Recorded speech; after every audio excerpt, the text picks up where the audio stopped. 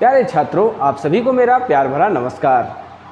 आज मैं मध्य प्रदेश के कुछ ऐसे टॉपिक्स लेके आया हूँ जो करंट में लगभग आते हैं और उनके पूछे जाने की संभावना हो सकती है।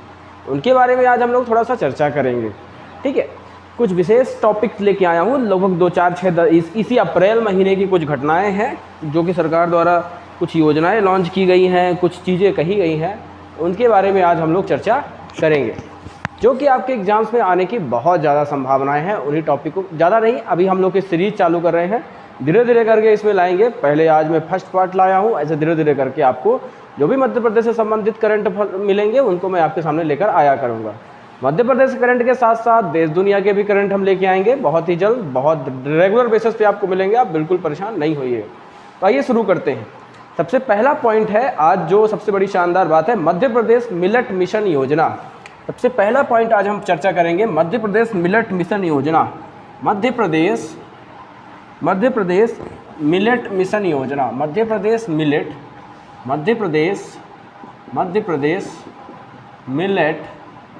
मिलेट मिशन योजना। मध्य प्रदेश मिलेट मिशन योजना। मध्य प्रदेश मिलेट मिशन योजना। मध्य प्रदेश मिलेट मिशन योजना। मिलेट का मतलब होता है प्यारे दोस्तों, मोटे अनाजों के लिए कुछ योजनाएं लाई गई हैं। सरकार क्या कर रही है कि मोटे अनाजों को कह सकते हैं आप थोड़ा सा ज़्यादा, मतलब कि किसानों को उसके प्रति प्रोत्साहित करने के लिए योजनाएं भी लॉन्च करना शुरू कर रही है। मोटे अनाज के फ़ायदे को देखते हुए सरकार भी इस पर काम करना चाहती है। सरकार चाहती है कि हमारे यहाँ के किसान इस पर थोड़ा सा ज़्यादा काम करें और ज़्यादा से ज़्यादा मोटे अनाजों का उत्पादन करें। सरकार ने इसके लिए एक योजना लॉन्च की है अभी अप्रैल में ही, उसका नाम है मध्य प्रदेश मिलेट मिशन योजना। ठीक है, सरकार ने इसको अभी लॉन्च किया, शिवराज सरकार ने। इस समय कृषि मंत्री जो है तो कमल पटेल हैं। कृषि मंत्री कौन है? कमल पटेल। कृषि मंत्री कौन, लिख लीजिए, कमल पटेल जी जो है तो इस समय कृषि मंत्री हैं कमल पटेल। कमल पटेल जी जो है तो वर्तमान में मध्य प्रदेश के कृषि मंत्री हैं। इन्होंने ही क्या किया है, ये योजना सरकार को बताई है, सरकार ने इसको लॉन्च किया है। तो सरकार ने क्या किया है, इस योजना का जो उद्देश्य है तो किसानों को मोटे अनाजों के उत्पादन के लिए प्रोत्साहित करना है। उनको ये बताना है कि आप इस पे बहुत ज़्यादा इस पे ध्यान दीजिए। सरकार क्या करेगी, इस पे किसानों को मोटे अनाजों के जो बीज होते हैं उस पर 80% सब्सिडी देगी। जो मोटे अनाजों के बीज हैं इस योजना के तहत मोटे अनाजों के बीज पर 80% सब्सिडी, 80% सब्सिडी देगी। 80% सब्सिडी।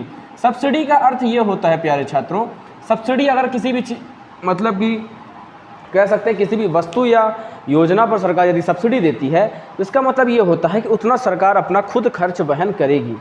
कहने का मतलब ये है, जैसे कि आप लोगों ने सुना होगा कि गैस कुछ दिनों पहले अभी सब्सिडी मिल रही थी।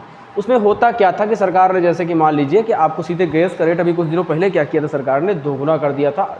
जब लगभग 2016-17 के आसपास की बात है, उस समय बोला सरकार ने कुछ तो लिमिट डिसाइड कर दिए कि इतनी ही गैस आपको मिलेगी और उसमें यह कह दिया गया कि आपको हम इतना सब्सिडी देंगे। याद होगा दोस्तों, आप आज से 800 रुपये दे के गैस लेना स्टार्ट किए थे। 500 उसमें 200 से 250 रुपये आपके अकाउंट में आ जाया करते थे। यहाँ तक तो बात तो ठीक था कि सरकार सब्सिडी दे रही थी तो 250 रुपये, इससे आपको कोई ज़्यादा दिक्कत नहीं होती थी। चलो 5, लेकिन सरकार ने इसका फ़ायदा उठाया, धीरे धीरे करके सब्सिडी कम करना स्टार्ट किया। क्यों दोस्तों? आपको किया क्या सरकार ने, आपको आदत डलवाई कि 700-800 रुपये तो आपको देने ही हैं। फिर जब आपके अकाउंट में आते थे तो 250 रुपये, उतना ध्यान आप नहीं देते थे। ये सभी सरकार की थोड़ा सा कुछ योजनाएं जिसमें रहती हैं, बाद में इसको क्या किया जाता है, इस पर दरकिनार किया जाता है। इसमें भी सरकार क्या कर रही है, 80% सब्सिडी। मान लीजिए अगर आप 100 रुपये का ले रहे हैं तो आप 100 रुपये का लीजिए, लेकिन 80 रुपये हो सकता है आपके अकाउंट में आ जाए। ये सरकार कहना चाह रही है, आप मोटे अनाजों के बीज लीजिए, ज़्यादा से ज़्यादा इसको लगाइए, सरकार इस पर सब्सिडी देगी। हो सकता है अगर इसमें आपको नुकसान होता है तो सरकार उस पर भी कुछ ना कुछ भरपाई करे। ठीक है, तो ये सरकार का इसका उद्देश्य है मध्य प्रदेश मिलेट मिशन योजना। दरअसल प्यारे दोस्तों, मैं आपको एक चीज़ और कहना चाहता हूँ। मिलेट मिशन योजना में मिलेट, यूएनओ एक अंतर्राष्ट्रीय संगठन है। यूएनओ ने क्या किया था, इसने 2023 को मिलेट वर्ष घोषित किया है। क्या किया है? मिलेट वर्ष घोषित किया है 2023 को। यूएनओ ने, संयुक्त राष्ट्र संगठन ने 2023 को मिलेट वर्ष घोषित किया। क्या किया है प्यारे दोस्तों? 2023 को मिलेट वर्ष घोषित किया है। यूएनओ क्या है? UNO national united nation organisation एक संस्थान है जो कई देशों ने मिलकर इस संगठन का निर्माण किया है। इसमें लगभग प्यारे दोस्तों 193 देश हैं। कितने देश हैं? 193 देश है। जो 193 देश है वो है दक्षिणी सूडान। कौन सा देश है प्यारे दोस्तों? दक्षिणी सूडान। दक्षिणी सूडान प्यारे दोस्तों 2011 में ये बना था। सूडान से अलग होकर, तो एक उत्तरी सूडान एक अलग हो गया, एक दक्षिणी सूडान अलग हो गया। अभी आप जैसा देख रहे होंगे कि मोदी जी सूडान में बहुत ज़्यादा भूखमरी और बहुत ज़्यादा गृह युद्ध का माहौल छिड़ा हुआ है, तो वहाँ मोदी जी कावेरी मिशन के तहत वहाँ के भारतीयों को भारत लाने का प्रयास कर रहे हैं। तो वहाँ पे कावेरी मिशन आप लोग याद कर लीजिएगा, कावेरी मिशन जो है तो दक्षिणी सूडान में चलाया जा रहा है।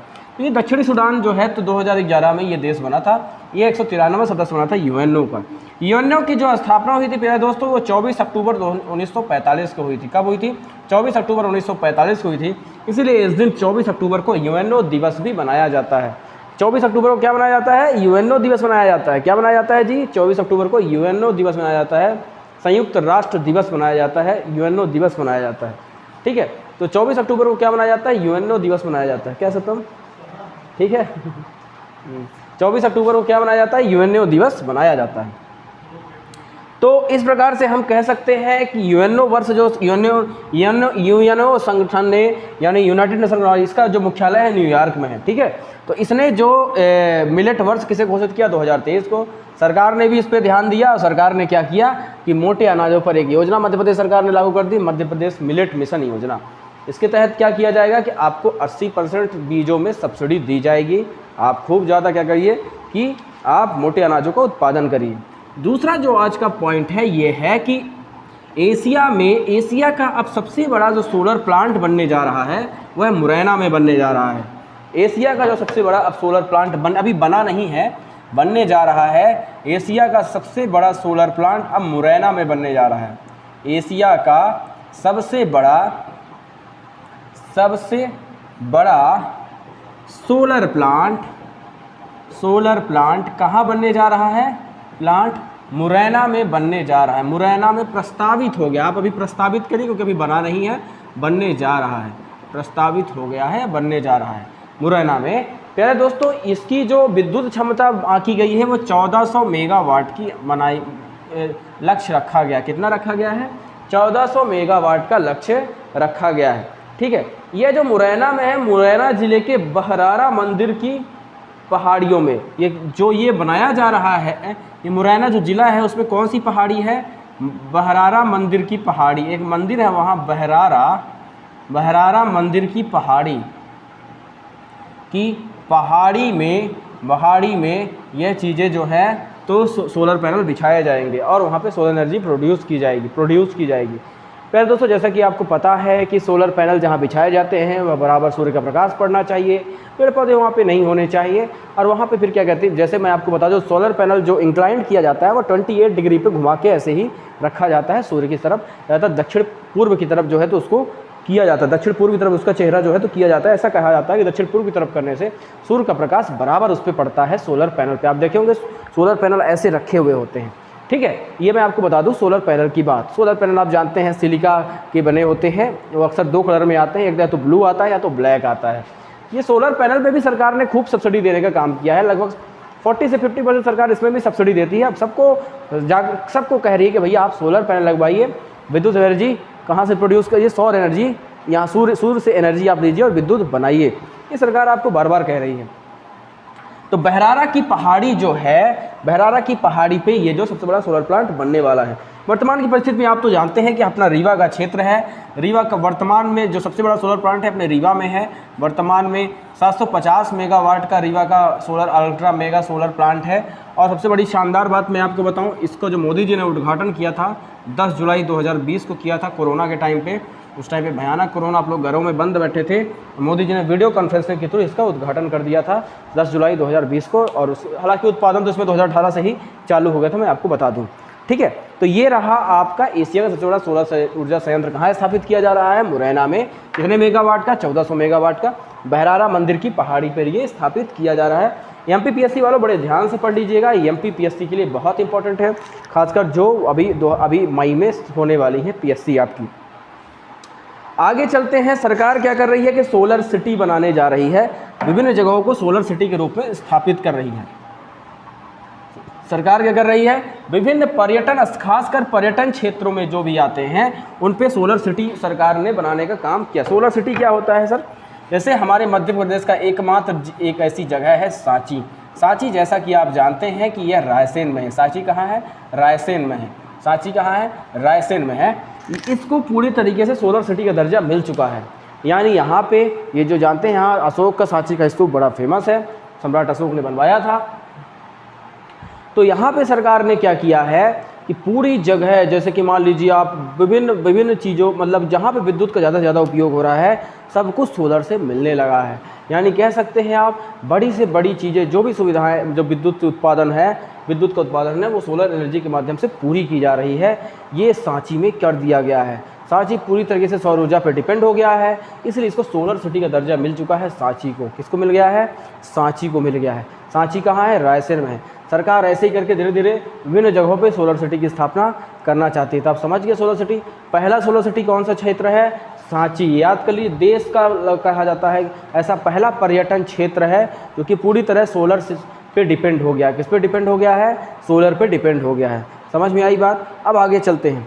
सरकार अभी क्या करना चाहती है कि 65 वर्ष से, चौथा पॉइंट है, 65 वर्ष से ऊपर के जो भी लोग हैं, 65 वर्ष से जो भी ऊपर के लोग हैं, 65 वर्ष से ऊपर जो वृद्धजन हैं, उनको सरकार तीर्थ यात्रा करवाना चाहती है। पहली बार ये ऐसा हो रहा है, हवाई तीर्थ यात्रा करवाना चाहती है। तो मध्य प्रदेश सरकार क्या करवाना चाहती है? मध्य प्रदेश सरकार 65 वर्ष से अधिक आयु के लोगों को, 65 वर्ष से अधिक आयु के लोगों को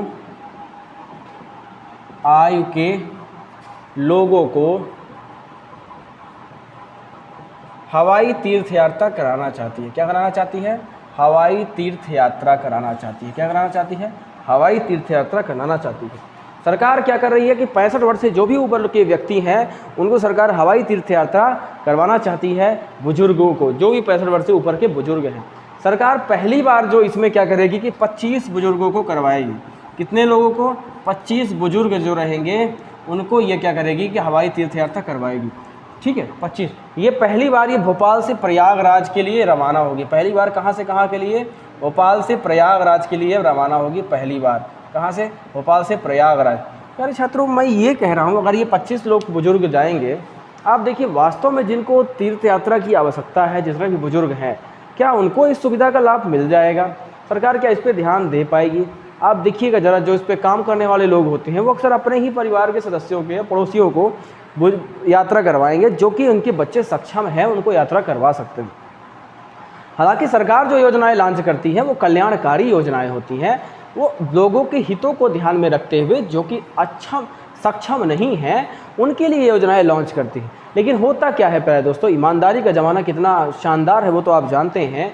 कौन से जो मजबूर बुजुर्ग हैं उनको ये यात्रा का लाभ मिलेगा। आप 25 लोगों को ही देख लीजिएगा जिनको बुजुर्ग, वो एक से बढ़ के एक वेल मेंटेन व्यक्ति होंगे जिनको दिया जाएगा, जिनके बच्चे अच्छे अच्छे पदों पे कार्यरत होंगे। मैं आप सभी सरकार से और अभी दोस्तों से भी गुजारिश करना चाहूँगा, सरकार आपसे भी गुजारिश करना चाहूँगा, इस वीडियो को चाहे तो आप सरकार के पास किसी तरीके से किसी भी व्यक्ति जो खासकर इस योजना को देना चाहिए, उस योजना में आना चाहते हैं, उनके पास पहुँचाइए। उनको ये योजना का लाभ दीजिए जिनको वास्तव में आवश्यकता है, जो वास्तव में जिनके पास कोई नहीं है, जिनको जाना चाहिए, उनको ज़रूर आप ले जाइए। भगवान भला करेगा आपका, भगवान भला करेगा, ध्यान रखिएगा। चलिए आगे चलते हैं। ठीक है, तो ये है सरकार की योजना। भोपाल से प्रयागराज से शुरुआत होगी ये। इसमें आपको यात्रियों को भोजन, नाश्ता, चाय, सारी सुविधाएं इसको सरकार इसमें प्रोवाइड करवाएगी। बढ़िया जाएंगे, तीर्थ यात्रा करेंगे। ठीक है, आज अभी कल जानते हैं आप, कल शंकराचार्य दिवस का, कल शंकराचार्य का दिवस था। उसी के परिप्रेक्ष्य में क्या हुआ है, खंडवा में मध्य प्रदेश शिवराज सरकार ने क्या किया है कि ओंकारेश्वर में, मंधाता एक नगरी है, ओंकारेश्वर मंधाता जगह है, वहाँ पे ओंकार मंधाता एक जगह है, ओंकार मंधाता, वहाँ पे क्या किया है, शंकराचार्य, आदि गुरु शंकराचार्य की 108 फीट ऊंची प्रतिमा लगाने के लिए क्या किया है सरकार ने, लगाने के लिए कह दिया है कि 108 फीट ऊंची प्रतिमा लगाएगी और उसमें काम भी चालू हो गया है। कितनी फीट ऊंची प्रतिमा लगाएगी? आदि गुरु। तो ये प्रश्न पूछा जा सकता है कि आदि गुरु शंकराचार्य की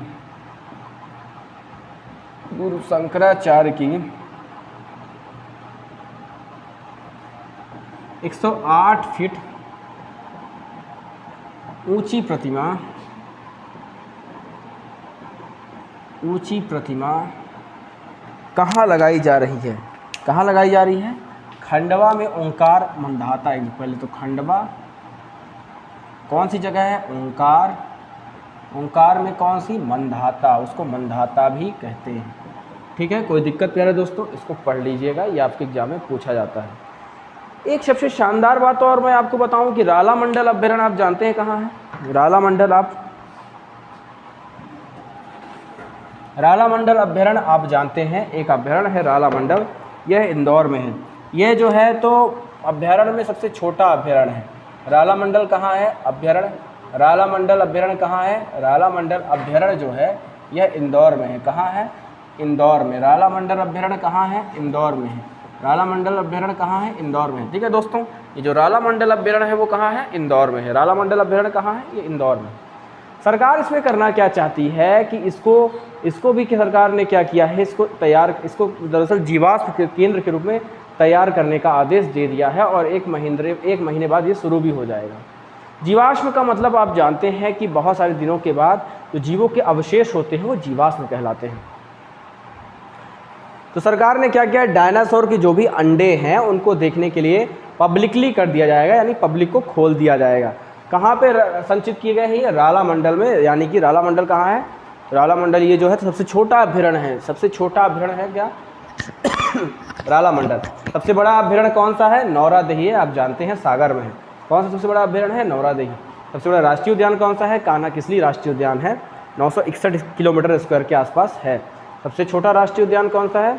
जीवाश्म राष्ट्रीय उद्यान है, आप जानते हैं फॉसिल जिसको आप कहते हैं, डिंडोरी में है, 0.27 किलोमीटर स्क्वायर में। ये सब आप याद कर लीजिएगा, आपकी सारी चीज़ें एग्जाम में पूछी जाती हैं। ठीक है, तो आपको मैं ये बताना चाहूँगा कि डायनासोर के अंडे समुद्री जीवों के जो जीवाश्म है यहाँ रखे जाएंगे रालामंडल अभ्यारण्य में और 1 महीने बाद इसको खोल दिया जाएगा पब्लिक। तो इसको जीवाश्म के रूप में, केंद्र के रूप में बनाया जा रहा है। केंद्र के रूप में बनाया जा रहा है। ठीक है दोस्तों, जीवाश्म केंद्र के रूप में किसको बनाया जा रहा है? रालामंडल क्षेत्र को भी बनाया जा रहा है। जैसा कि आप जानते हैं कि फॉसिल यानी कि जीवाश्म राष्ट्रीय उद्यान कहाँ है? डिंडोरी में है। ठीक है, तो इस हिसाब से आप देख सकते हैं। ठीक है, कोई दिक्कत? चलिए आगे चलते हैं। फिर इसके बाद आते हैं जीवाश्म केंद्र के रूप में किसको बनाया जाता है? रालामंडल अभ्यारण्य इंदौर को बनाया जा रहा है। आइए आगे चलते हैं। ठीक है, दरअसल इसकी जो स्थापना हुई थी प्यारे दोस्तों, रालामंडल अभ्यारण्य की 1989 में इसकी स्थापना हुई थी। कब हुई थी? 1989 में इसकी स्थापना हुई थी। 1989 में 1954 में ये आरक्षित वन के रूप में बना था और 1989 में रालामंडल। हम आपको राष्ट्रीय उद्यान के और अभ्यारण्य के बारे में बृहद तरीके से वीडियो किसी दिन डाल देंगे। पूरी वीडियो होगी 30 से 40 मिनट, 45 मिनट, 1 घंटे की। पूरा उसमें राष्ट्रीय उद्यान और अभ्यारण्य के बारे में एक एक चीज़ में दर्शाने का प्रयास करूँगा। अच्छी वीडियो आपके सामने मैं लेकर आऊँगा। ठीक है, चलिए अब आगे चलते हैं। जैसा कि आप जानते हैं, बड़ी शानदार बात, हमारे मध्य प्रदेश का एक नया ज़िला बन चुका है जो कि 53वां ज़िला है। वो 53वां ज़िला कौन सा है? मऊगंज है। कौन सा है? मऊगंज है। तो आप जैसा कि जानते हैं मध्य प्रदेश का 53वां ज़िला कौन सा हो गया है? 53वां ज़िला मऊगंज बन गया है। कौन सा? मऊगंज 53वां ज़िला बन गया है। कब बना? 6 अप्रैल को बना। कब बना? 6 अप्रैल 2023 को बना। कितने तहसीलें हैं इसमें? 3 तहसीलें हैं। कितनी तहसीलें हैं? 3 तहसीलें हैं। ठीक है, कौन कौन सी है? नई गढ़ी है, हनुमना है, नई गढ़ी है, हनुमना है और मऊगंज तो ऑलरेडी है। 3 तहसीलें को मिलाकर ये जो है तो ये ज़िला बन गया है। जैसा कि आप जानते हैं 52वां जो ज़िला है वो कौन सा बना था? 52वां जो ज़िला बना था वो निवाड़ी बना था। कौन सा बना था? निवाड़ी। ये जो बना था 1 अक्टूबर 2018 को बना था। कब बना था? 2018 को बना था। ठीक है। इससे पहले भी आप जानते हैं 51वां जिला कौन सा बना था, आगर मालवा बना था। कौन सा बना था, आगर मालवा बना था। कौन सा बना था, आगर मालवा बना था। ठीक है, ठीक है, 51वां जिला कौन सा बना था, आगर मालवा बना था। ठीक है, इस प्रकार से आप याद कर सकते हैं, कोई दिक्कत की बात नहीं है। आगर मालवा के पहले फिर इसके बाद क्या है, आगर मालवा के पहले फिर कौन सा बना था, आपको जैसा कि जानते हैं सिंगरौली बना था। ठीक है, सिंगरौली के पहले फिर अलीराजपुर बना था। ये चीज़ इस प्रकार से आपके क्या कहते हैं कि ये जो ज़िले हैं हमारे देश में स्थापित हुए हैं। ठीक है, तो ये याद कर लीजिएगा। ज़िलों की सीरीज भी हम लाएंगे, कौन सा ज़िला मध्य प्रदेश में कब बना उसके बारे में भी हम चर्चा करेंगे। सरकार की कल कैबिनेट के बहुत सारे निर्णय आए हैं, सरकार ने उसमें बहुत सारी योजनाएं, बहुत सारी चीज़ों पैसों की स्वीकृत की है, बहुत सारी चीज़ों की स्वीकृति लाई है। मैं आपको जैसे कि आप जानते, हालांकि इसमें एग्ज़ाम से पूछे जाने की संभावना नहीं है, एग्ज़ाम में केवल बजट से पूछे जाएंगे, लेकिन क्या पता अगर कठिन क्वेश्चन पूछे जाए तो उससे भी पूछा जा सकता है। कैबिनेट में कुछ महत्वपूर्ण निर्णय लिए गए हैं सरकार द्वारा। उससे बड़ा जो निर्णय लिया गया है ये है कि 70 सीएम राइज विद्यालयों के लिए सबसे बड़ा जो कैबिनेट निर्णय, आप हेडिंग डाल लीजिए कैबिनेट निर्णय। कैबिनेट निर्णय जो सरकार का कल कैबिनेट में जो क्या क्या निर्णय लिए गए ये मैं आपको बता दूं। 70 सीएम राइज स्कूल के लिए कितने रुपए मंजूर हुए हैं, 2487 करोड़ रुपए के आसपास, बिल्कुल 2847 करोड़, 2847 करोड़ रुपए मंजूर हुए हैं उनको सीएम राइज बनाने के लिए। कितने करोड़ रुपए मंजूर हुए हैं, 2847 करोड़ रुपए मंजूर हुए हैं निर्माण के लिए। 70 सर्व सुविधा युक्त सीएम राइज स्कूल बनाए जाएंगे। बेहतरीन एकदम आप कह सकते हैं कि आपको कह सकते हैं कि सबसे बड़ी चीज़ है कि इसमें आपको पूरी तरीके से छात्रों को किसी भी प्रकार से असुविधा नहीं होगी। प्रॉपर तरीके से उनके लिए मेस की योजना रहेगी, प्रॉपर तरीके से उनमें बहुत डिजिटल तरीके से उस स्कूल को बनाया जाएगा। ये सीएम राइज स्कूल है इस तरह से। ठीक है, तो सीएम राइज स्कूल, अच्छे शिक्षकों की उसमें नियुक्ति की जाएगी, यही सीएम राइज स्कूल का मेन उद्देश्य है। ठीक है, सिंचाई परियोजनाओं के लिए सरकार ने 1207 करोड़ रुपए दिए हैं। क्या दिए हैं, सिंचाई परियोजनाओं के लिए, सिंचाई परियोजनाओं के लिए सरकार ने 1207 करोड़ रुपए दिए हैं। आपका ये इंपॉर्टेंट है, ये जरूर याद कर लीजिएगा। 2847 करोड़ किसमें दिए गए हैं, सीएम राइज के लिए दिए गए हैं। ठीक है, एक बड़ी शानदार बात आपको इसमें की कही गई है कि आप लोग देखते होंगे कि इसमें विद्युत के जितने भी एम्प्लॉई हैं, विद्युत कर्मी हैं, ज़्यादातर ITI वाले होते हैं, प्राइवेट में उनको रख लिया जाता है। सरकार उनको बेचारों को 10-12 हज़ार रुपये तनख्वाह देती है और बड़े दिलो दिमाग के साथ उन लोग काम भी करते हैं। पहले तो रेगुलर हो जाया करते थे, अब तो कंपनियां नियुक्त कर दी गई हैं। वो कंपनियां क्या करती हैं, इनमें उनको रखती हैं, खूब शोषण करती हैं, 10-12 हज़ार तनख्वाह देती हैं। सरकार ने उसमें क्या किया है कि 1000 रुपये पर मंथ उनको जोखिम के लिए जो है एक्स्ट्रा पैसा देने के लिए कहा है। ठीक है, जोखिम भत्ता लाइनमैन के लिए सरकार ने, लाइनमैन जो कि खासकर ITI किए हैं उनको सरकार अब क्या करेगी, 1000 जोखिम भत्ता देगी। क्या देगी, 1000 जोखिम भत्ता सरकार देगी। ये कैबिनेट के महत्वपूर्ण निर्णय थे जो सरकार द्वारा लिए गए। चलिए दोस्तों, अभी हम और कुछ ऐसे ही प्रकार के वीडियो कुछ पॉइंट अभी अप्रैल के लेके आएंगे और कुछ करंट लेके आएंगे। आपको इंपॉर्टेंट करंट में पढ़ा दूंगा जो कि आपको MPPS में पूछे जाने की संभावना है। चलिए मिलेंगे नेक्स्ट वीडियो में, तब तक के लिए हंसते रहिए, मुस्कुराते रहिए। जय हिंद।